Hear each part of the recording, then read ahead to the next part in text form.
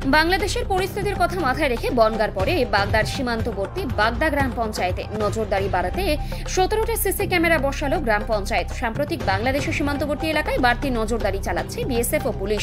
উত্তর 24 পরগনার বাগদা গ্রাম পঞ্চায়েতের বেশিরভাগ এলাকা বাংলাদেশের সীমান্তবর্তীর মধ্যে অনেকাংশে নেই কাঁটাতার। গ্রাম পঞ্চায়েতের পক্ষ থেকে বাড়তি সতর্কতার জন্য যাতে কোনো উগ্রপন্থী ভারতীয় প্রবেশ করতে না পারে, সমাজ বিরোধী কার্যকলাপ ঘটাতে না পারে, সে কারণে এলাকায় নজরদারি করতে 17টি সিসি ক্যামেরা বসানো হয়েছে।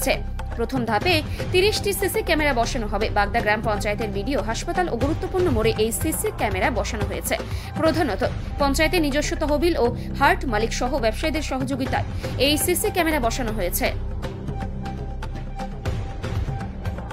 গ্রাম পঞ্চায়েত 30টা সিসিটিভি ক্যামেরা বিভিন্ন এলাকায় বসাচ্ছে, কি বলবেন? মানে এটা বাড়তি সতর্কতা বা বাড়তি সুরক্ষার জন্য তারা এই ব্যবস্থা করেছে? না, নিঃসন্দেহে বাগদা পঞ্চায়েত যে জিনিসটা করেছে খুবই ভালো। তার মানে বাংলাদেশে বর্তমান যে পরিস্থিতি তাতে আমাদের নিরাপত্তা বোধ করতে হয়, সেই কারণে পঞ্চায়েত যেটা করেছে খুবই ভালো, ধন্যবাদ জানাই। পঞ্চায়েতের ওন ফান্ডের থেকেই মূলত, সেই সঙ্গে আমরা ব্যবসাদার আমরা সাহায্যের হাত বাড়িয়ে দিয়েছি।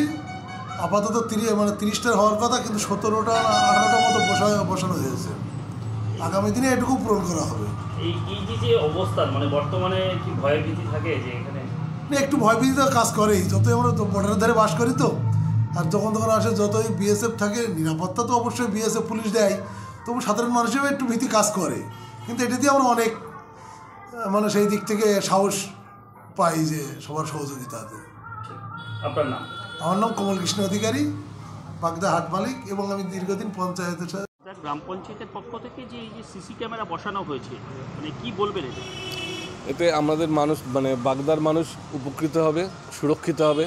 কারণ বর্তমান বাংলাদেশের যা পরিস্থিতি, যে কোনো মুহূর্তে উগ্রপন্থী ঢুকে আমাদের সাধারণ জনগণের উপরে একটা অ্যাটাক করতে পারে। সে ব্যাপারে আমরা অনেকটা সুরক্ষা পাচ্ছি, এবং প্রধানের এই সহযোগিতা সত্যি বাগদার মানুষের পক্ষে একটা শুভ বার্তা, এবং এর জন্য আমরা প্রধান এবং পঞ্চায়েতকে ধন্যবাদ জানাই। আপনার নাম? অজয় চৌধুরী। সিসি ক্যামেরা বসিয়েছিলেন এবং কি হঠাৎ করে কেন সিসি ক্যামেরা বসালেন পঞ্চায়েত?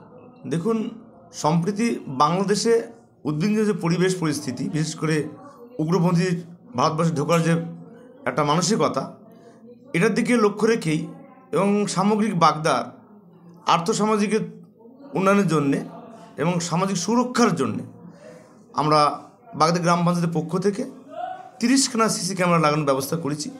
আপাতত সক্রিয় রয়েছে 17টা। বিশেষ করে বাগদা অঞ্চলের পুরোটাই প্রায় সীমান্তবর্তী এলাকার মধ্য দিয়ে বিস্তারিত, একটু জায়গায় ফেন্সিং বাকি আছে। এই সমস্ত দিক লক্ষ্য রেখেই বাগদা পুলিশ প্রশাসনের সুবিধার্থে এবং আমাদের বাগদার অঞ্চলের মানুষের সুবিধার্থে আমরা এই সিসি ক্যামেরাগুলো বসিয়েছি, এবং যাতে বাড়তি নজরদারি এক্সট্রাভাবে করা যায় এখান থেকে বসে, যাতে বাগদা গ্রাম পঞ্চায়েতের মধ্যেই মোটিং ব্যবস্থা আমরা রেখেছি। আমরা বাগদা রাধাবল্লভ মন্দির চত্বরে, বাগদা মশমুর যে বিএসএফ রোড, ওই রোড চত্বরে, পঞ্চায়েত চত্বরে, বাগদা বিডিও মোড় চত্বরে, হাসপাতাল চত্বরে, এবং চৌমাথা রয়েছে আরও বিডিও মোড়ের দিকে, নুনচামতের দিকে, সেখানে আমরা লাগিয়েছি। আমরা